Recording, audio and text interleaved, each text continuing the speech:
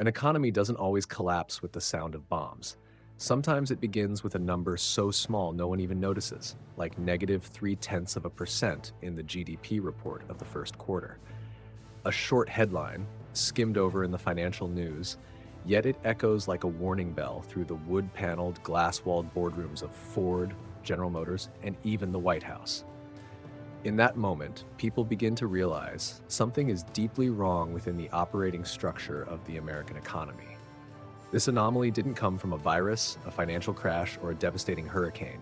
It came from an executive order signed by the President of the United States himself, a simple decree with a seemingly noble goal, a 25% tariff on imported vehicles and parts to protect American workers. But that policy, like a stone thrown into a still lake, sent ripples that traveled far, deep, and with heavy consequences. We're living in a strange era where one of America's most iconic corporations, Ford, is being dragged into crisis not because of manufacturing flaws, not because of tech rivals, but because of policies from the very nation it once served and represented. The financial managers at Ford didn't miscalculate. The engineers in Dearborn didn't design faulty engines. Yet they're now forced to slash forecasts, suspend strategies, and watch their industrial dreams dangle in limbo, caught between two political tides. The problem isn't a specific car model, a factory, or a market. It lies in how the American economy is shifting, torn between the dream of independence and the nightmare of protectionism. In this context, Ford becomes the opening story, but perhaps also the most powerful metaphor for what lies ahead for the entire American industrial landscape. And to truly grasp the gravity of this economic quake, we need to dive into its very heart. Ford, from a proud national symbol to a misstep in a profit crisis unlike anything seen in the past decade. Ford was once the pure embodiment of the American dream, a story of pride, independence, and resilience. For tens of thousands of workers across the United States, Ford wasn't just a place to earn a living. It was a place where belief was passed down through generations, that domestic manufacturing still had a place in an era of globalization. Over 80% of the Ford vehicles sold in America were assembled right here on American soil. Those numbers stood as living proof of a spirit of self-reliance and a point of pride whenever the words "Made in America" were spoken. But at the beginning of 2025, that pride began to tremble. Ford reported a staggering 65% drop in profits in just one quarter, falling from over $1.3 billion to less than $500 million. The stock plummeted. Annual profit forecasts were withdrawn, something that hadn't happened in over a decade. No more strategic meetings about expanding markets or unveiling new tech. Instead, there were emergency sessions, cost spreadsheets crossed out and rewritten, and questions with no clear answers.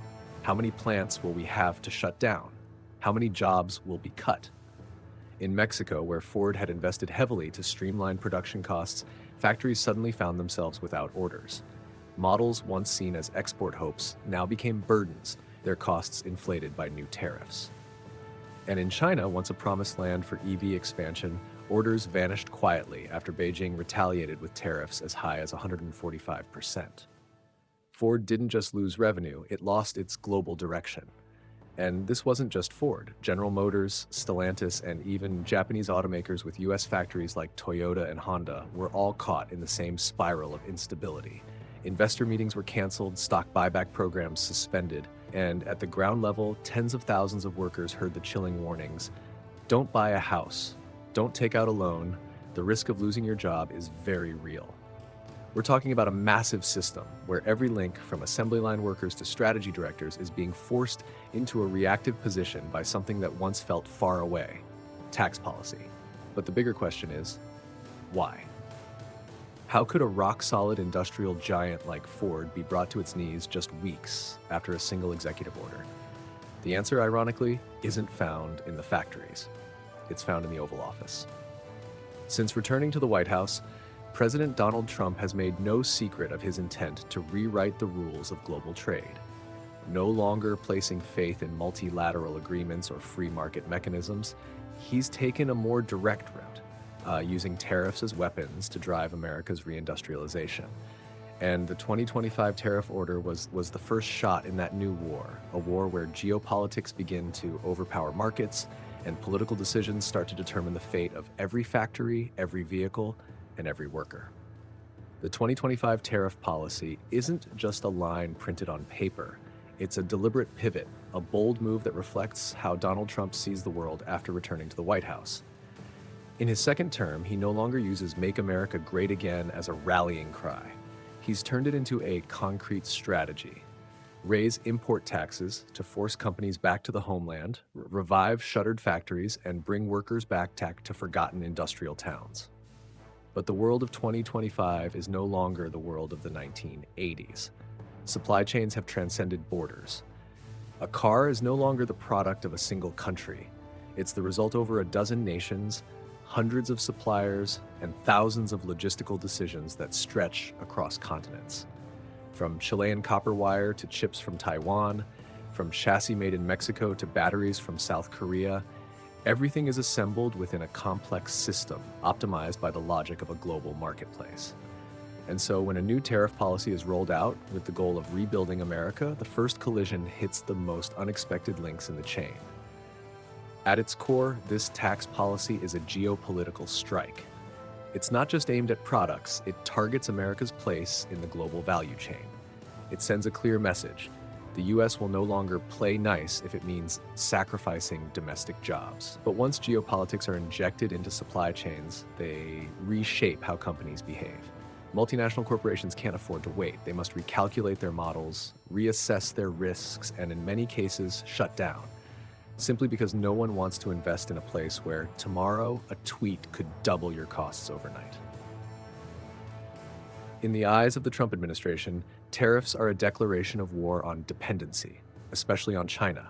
But in reality, they've created ripple effects that hit America's closest allies the hardest: Canada, Mexico, countries that helped build a strong trade bloc under the USMCA agreement. Assembly plants in Ontario, component hubs in Baja California, once shining examples of cross-border cooperation, are now caught in a whirlpool of uncertainty. Finance executives in Toronto are scrambling to rewrite strategies in a matter of weeks. Engineers in Monterey are anxious that their jobs might be shifted to another US state. And the bitter irony is, a policy designed to bring manufacturing back home is now triggering a massive exodus from the North American supply chain itself. In this climate, partner nations are starting to push back. Canada speaks out strongly, calling the tariff move a betrayal of cooperative spirit. Mexico remains more cautious, but signs of a quiet policy shift in investment strategy are becoming clear. No one wants to be the next victim. No one wants to gamble on a playing field where the rules might change overnight. As a result, the entire production map of North America is beginning to shift, not just on paper, but on the ground. Factories delaying expansion, contracts being renegotiated, and thousands of workers entering a gray zone of anxiety and uncertainty. So the 2025 tariff policy is a power manifesto. It's also the starting point of a redefinition of regional geopolitics. Every state, every province, every city now competes not just in labor costs or tax incentives, but must also ask, are we within the White House's safe zone? That's why we're forced to widen our lens. We can't look at this just from Ford's perspective or from the Oval Office. We have to look across the entire North American continent, where polarization is growing not just between countries, but within the very economies once tightly linked. The impact of this tariff policy is no longer confined to spreadsheets or trade charts. It's redrawing the map of power, interests, and trust across the region. In Windsor, a manufacturing city nestled right along the US-Canada border, where the hum of machinery once blended seamlessly into daily life like a familiar tune, the atmosphere has turned heavy. Unions have received urgent instructions: hold off on buying homes, pause major loans, and wait. Late-night calls from management are no longer rare. Everyone understands that any plant could face a temporary shutdown, not because of a lack of orders, but because no one can predict what next week's tariff rate will be. The cross-border integration, once a point of pride under the USMCA agreement, has now become a new barrier. What once symbolized North American cooperation is slipping into a fog of uncertainty. Mexico, long a key link in the automotive assembly chain, is uneasy too. Industrial zones in Monterrey, Saltillo, and Puebla are starting to stall. Hiring plans are frozen. Investors whisper about political risk. A single new law from Washington could unravel a logistics structure that took decades to build. In the US, the story is no less complicated. In Ohio, Michigan, and especially Detroit, the heart of the auto industry, unions are reacting in the opposite direction. They support the tariff policy. They see in it a chance to bring back jobs, to revive shuttered plants, to put workers back on the line. For them, tariffs represent hope, not hardship. But that hope collides with a much more complex reality. The very unions that once stood united since the 1990s are now splintering. Between domestic American interests and the livelihoods of millions of Canadian and Mexican workers, there's no longer room for consensus. Out of this divide emerges a new geopolitical map, drawn not by national borders, but by regions, industrial zones, and product lines. Automakers, never loyal to borders, are being forced to pick sides. Stellantis is considering shifting production to Kentucky. Toyota and Honda have frozen expansion plans in Ontario and are quietly surveying South Texas. Investment strategies, once purely business decisions, are now strategic responses to political risk. And amid all this upheaval, the most dangerous force at play is disorientation. No one dares make a 5-year plan. No one signs long-term contracts. Everyone operates in a mindset of tomorrow might be different. And in an industrial world that depends on stability to function, that's the worst-case scenario. The stakes grow even higher when we look ahead, not just to traditional cars, but to the future of the entire industry, electric vehicles. Because the dream of a cleaner, greener, more sustainable mobility future is now also on the scale of tariff policy. And if future executive orders continue to target batteries, electric motors, and imported microchips, then America might not just lose its place in the global supply chain, it could forfeit the promise of a second industrial revolution that it once swore would be better than the first. No one can deny that electric vehicles are the future. They're no longer a luxury choice for tech enthusiasts. They've become a central pillar in America's green transition strategy.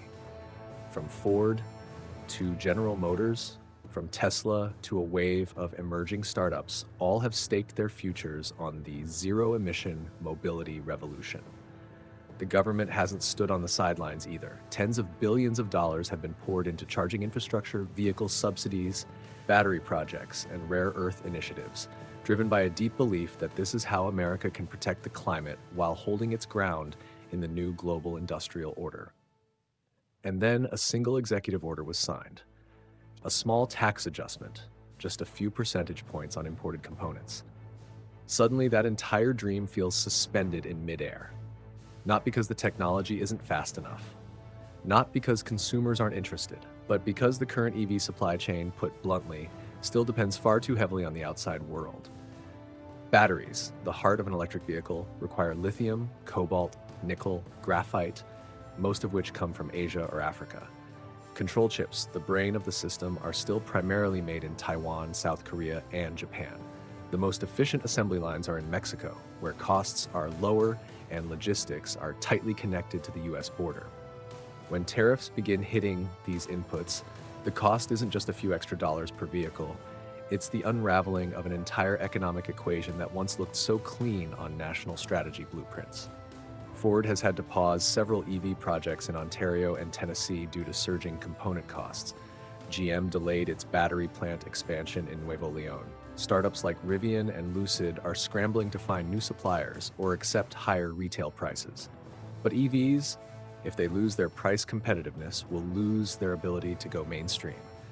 And once they can't become a mass product, the entire ambition of America's green transition risks falling apart. The government could roll out more subsidies. But can the budget realistically keep cushioning every policy shock? And more importantly, will the public continue to believe in a plan that changes direction every few months, that's rewritten with every new administration? Charging stations are delayed. Joint US-Korea battery ventures are being reevaluated. Strategic mineral extraction agreements are stalled in new negotiation rounds due to rising costs.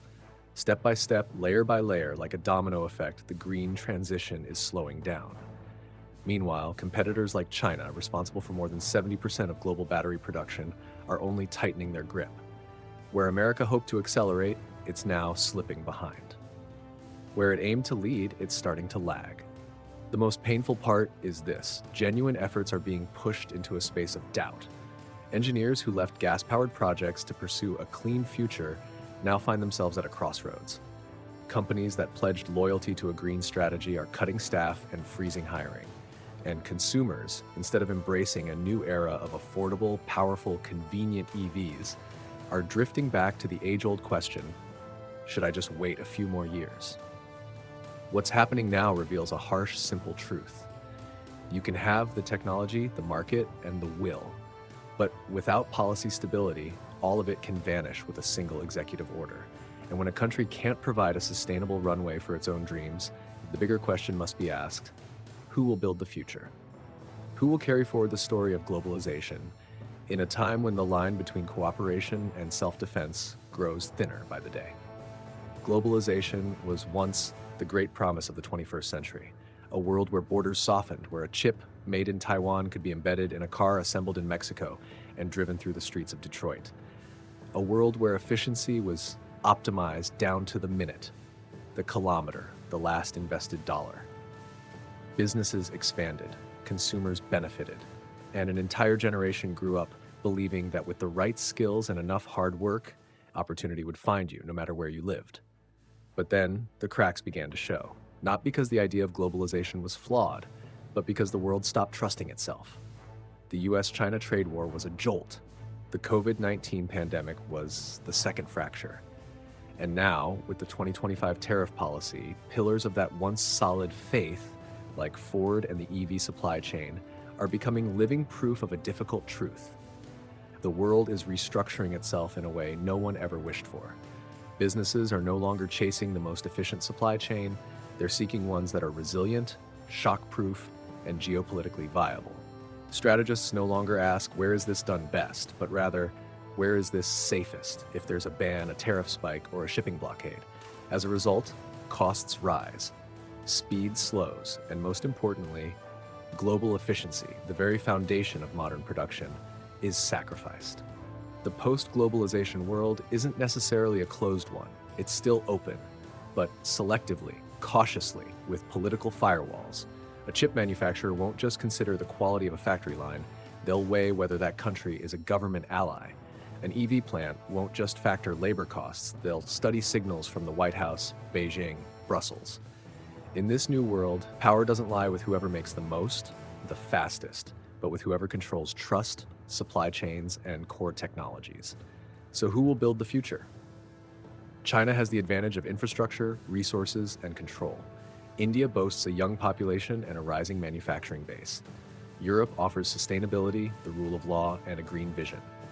But what all of them still lack is the ability to adapt to instability as a constant.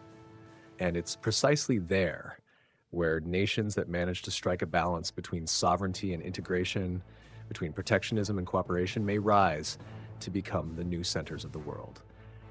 We're living through a moment of transition between an old system that hasn't fully collapsed and a new one that hasn't yet taken form.